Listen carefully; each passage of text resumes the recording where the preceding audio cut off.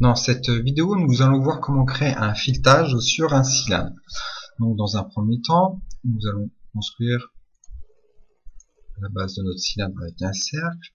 Donc ici de D pour diamètre de 0,5. Entrée. Ici, nous allons diviser notre écran en deux parties, comme ceci. Dans la fenêtre de droite, on va se mettre en perspective, comme ceci, et on va utiliser les commandes 3D d'AutoCAD. Pour ce faire, nous allons aller dans l'onglet Début, Modélisation et Extrusion. Je sélectionne l'objet que je veux extruder, Entrée. J'active le mode ortho et j'indique la direction. Et ici, on va extruder de 10. Entrée.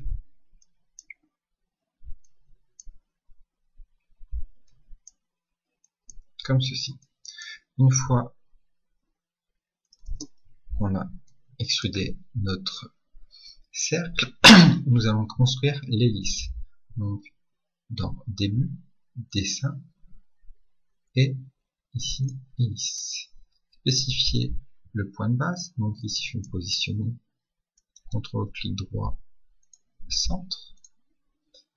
Spécifier le rayon. Je vais faire D pour diamètre. Et je vais indiquer 0,5. Ensuite, il nous demande le rayon supérieur. Pareil, D, entrée, diamètre de 0,5. Et ensuite, il va nous demander la hauteur des tours. H pour hauteur. Ici, on va le spécifier à 0,25.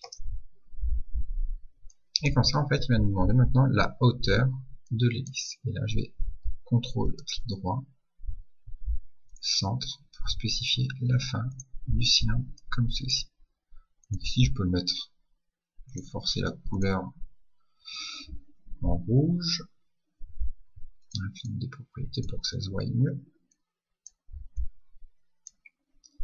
Ensuite, on va construire, donc je vais construire un carré de 0,10 par 0,10 afin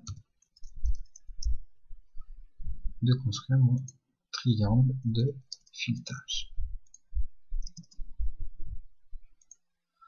Ce triangle, je vais l'extruder le long de mon cylindre ou sur mon hélice. Comment je vais faire? Donc dans Début, Modélisation, Extrusion, et ici je vais faire Balayage. Je choisis mon triangle, je valide, et je dis que je vais balayer sur mon hélice, comme ceci. Ici on se met en mode conceptuel, voilà.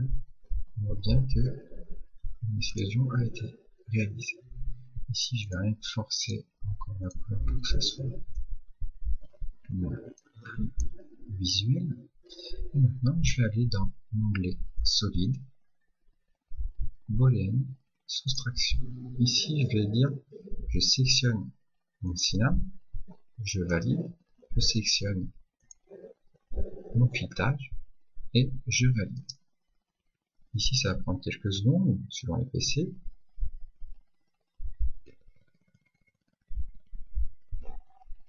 Et on peut observer la création du filetage par soustraction.